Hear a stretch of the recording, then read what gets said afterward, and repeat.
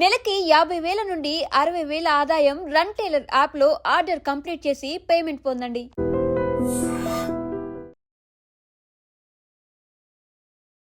నమస్తే, welcome back to IT media.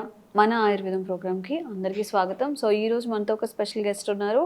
Expert in Ayurveda, acupuncture in natural sciences, ఎవరో కాదు, doctor Dilip గారు ఉన్నారు. సో ఈరోజు షుగర్ పేషెంట్స్లో షుగర్ అనేది డైరెక్ట్ నర్వ్ సిస్టమ్ని డ్యామేజ్ చేస్తుంది. అంటే నరాల బలహీనత కానీ, నరాల పటుత్వం తగ్గడం కానీ, ఈ రిలేటెడ్ ఇష్యూస్ ఎక్కువగా వస్తూ ఉంటాయని చెప్తుంటారు. ఎవరిలో ఎక్కువగా వస్తాయి? షుగర్ వచ్చిన ప్రతి వాళ్ళకి వస్తాయా?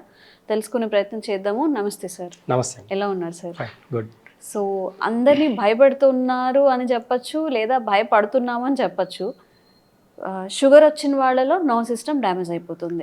అంటే ఇప్పుడు రీసెంట్గా వచ్చిన వాళ్ళకి డ్యామేజ్ అవుతుందా? షుగర్ లెవెల్స్ హై ఉన్న వాళ్ళకి డ్యామేజ్ అవుతుందా? ఎలాంటి వాళ్ళకి డ్యామేజ్ అవుతుంది?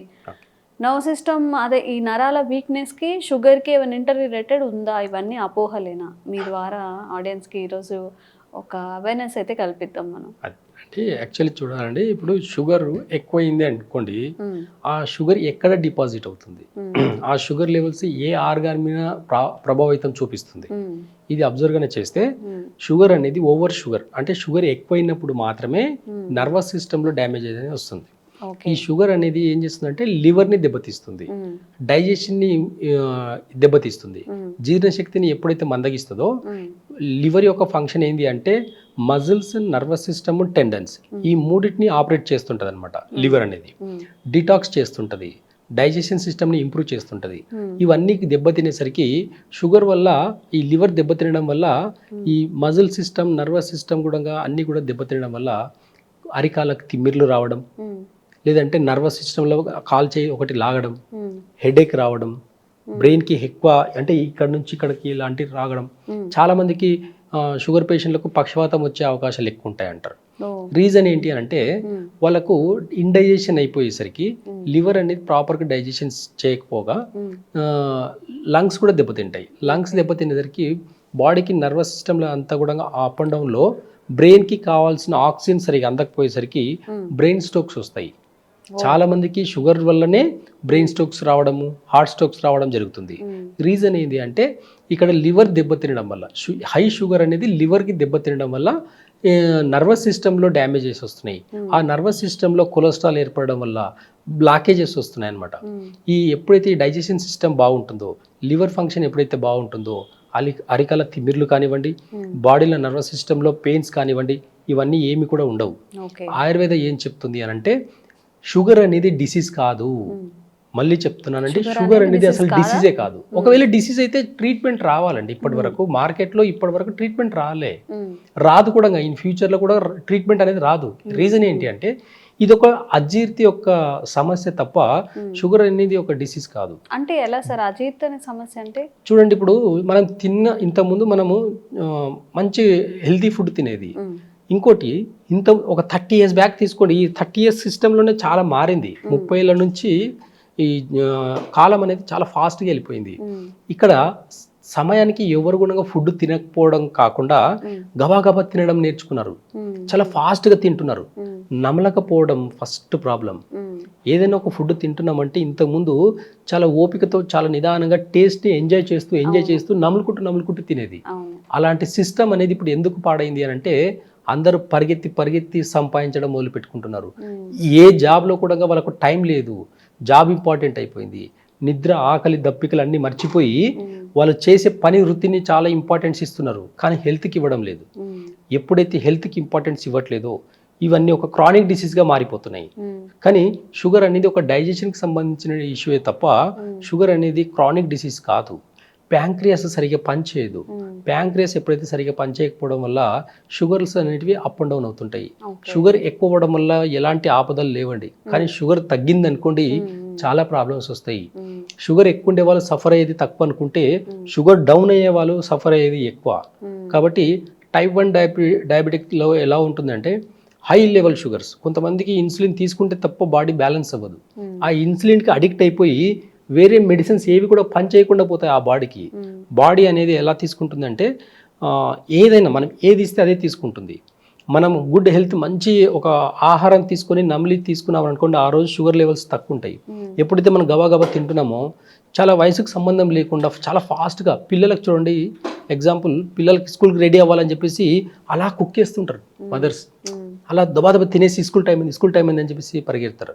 కానీ ఆ చిన్న పిల్లల్లో కూడా డయాబెటిక్స్ రావడానికి రీజన్ ఏంటి అని అంటే ఈ డైజెషన్ సిస్టమ్ అని చెప్పేసి నేచర్ చెప్తుంది. ఓకే, ఇప్పుడు మనం మాట్లాడుకుంటున్నాము నర్వ్ సిస్టమ్ డ్యామేజ్ అవుతుందా లేదా అని చెప్పి, అండ్ తినకూడని పదార్థాలు తినకూడని టైంలో తింటున్నాం అంటున్నారు. అసలు తినాల్సిన పదార్థాలు ఏంటి? షుగర్ ఉన్న వాళ్ళు తీసుకోవాల్సిన ఆహార పదార్థాలు ఏంటి?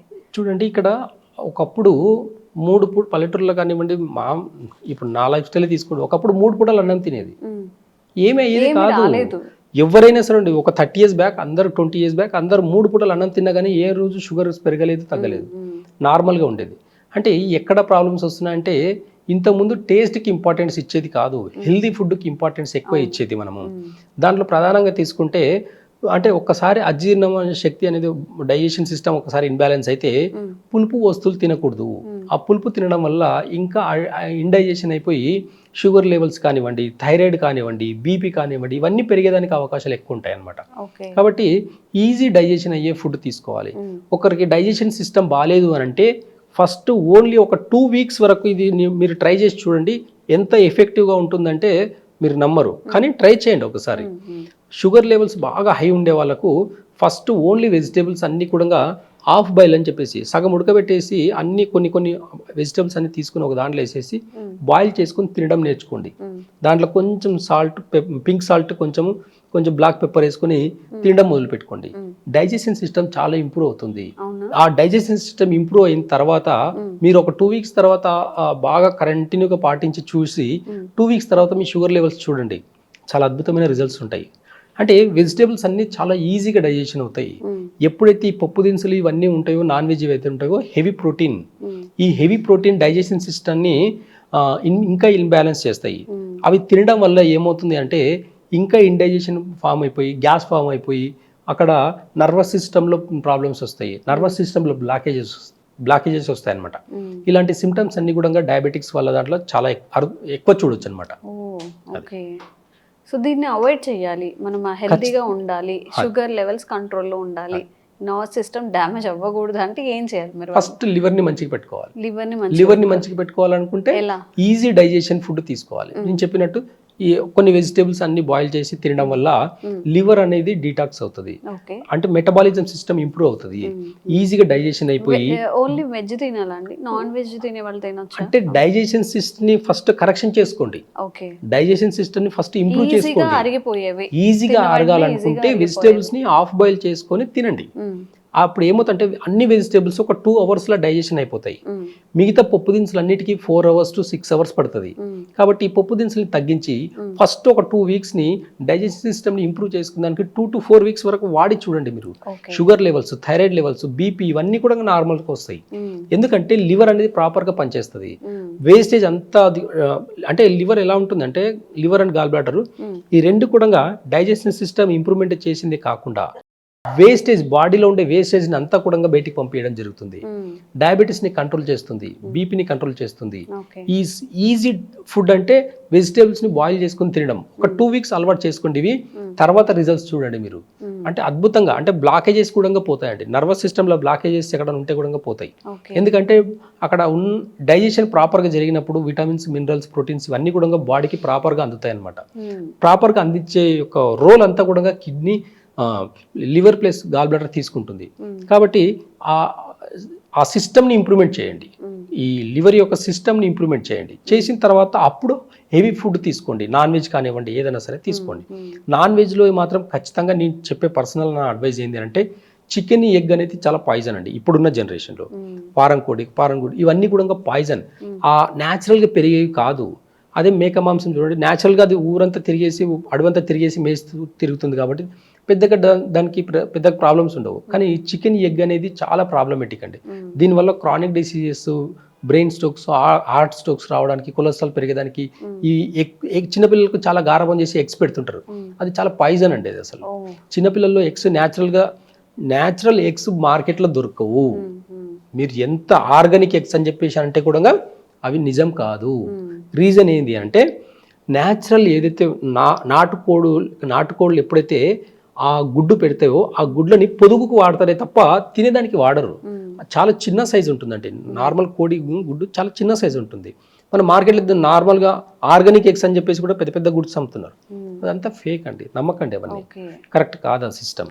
కాబట్టి చిన్న పిల్లల్లో ఎగ్స్ కాల్షియం కోసం అని చెప్పేసి పాలు ఇవ్వడం, కాల్షియం కోసం అని చెప్పేసి ఎగ్స్ పెట్టడము, ఇవి చాలా తప్పులు చేస్తారు. కానీ ఆ ఎగ్స్ ఎంతవరకు హెల్దీ అనేది ఒకసారి మీరు అనలైజ్ చేస్తే ఆ ఎగ్ ఎంతవరకు పిల్లల దాంట్లో ఎంత ఎఫెక్ట్ పడుతుంది అని చూస్తే మాత్రం ఇంకోసారి పెట్టరండి అసలు. ఓకే, సో సార్ చెప్పినట్టుగా అందరిలో కాదు, హై షుగర్స్ ఉన్నప్పుడు మనం తినకూడనివి తిన్నప్పుడు మన బాడీకి డ్యామేజ్ జరుగుతుంది. అండ్ ఎవరైనా డైజెషన్ ఇష్యూస్ ఫేస్ చేస్తున్నా కూడా బాయిల్ చేసుకొని తినడం, కొంత పొట్టకి రెస్ట్ ఇవ్వడం, మన లివర్కి రెస్ట్ ఇవ్వడం, ఇలాంటివి చేస్తుంటే మనం కూడా 24 గంటలు పని చేయాలి అంటే వెక్స్ అయిపోతాం కదా. 12 అవర్స్ పని చేస్తేనే మనకు చాలా చిరాకు వస్తుంది. మరి మన బాడీలో ఉన్న ఆర్గన్స్ అంత టైం వర్క్ చేయాలంటే మేబీ దీనివల్లే ఇట్లా షుగర్లు, బీపీలు ఇవన్నీ వస్తున్నాయని చెప్తున్నారు. కాబట్టి జాగ్రత్తగా తినేది జాగ్రత్తగా ఉండండి.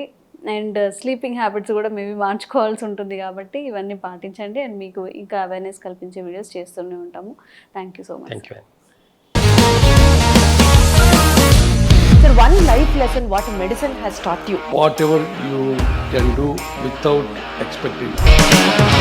బట్ ఐ రియలీ బిలీవ్ మన పాజిటివ్ యాటిట్యూడ్ ఉంటేనే మనం ఏదైనా సాధించగలం. గట్ని మనం కరెక్ట్గా డీల్ చేసినట్లయితే అది మనకి పాజిటివ్ హార్మోన్స్ని రిలీజ్ చేస్తుంది. షుగర్ వచ్చిన వాళ్ళ పరిస్థితి ఏంటి? పొట్ట దగ్గర పెరిగితే దాన్ని ఆండ్రాయిడ్ అంటారు, ఆండ్రాయిడ్ ఫోన్ కదా. అసలు థాట్స్ ఎందుకు వస్తాయి? బ్రెయిన్ డెడ్ అంటే దానికి ప్రపంచం అంతా కూడా కొన్ని నిర్దిష్టమైనటువంటి లక్షణాలు ఉన్నాయి. మానసికంగా ధైర్యంగా ఉంటే క్యాన్సర్ జయించవచ్చు. You are a doctor for a cause sir, అంతే. వాళ్ళకి వచ్చిన ఆదాయం కాకుండా ఫ్రీ సర్వీస్ ఎంతమందికో చేస్తారు.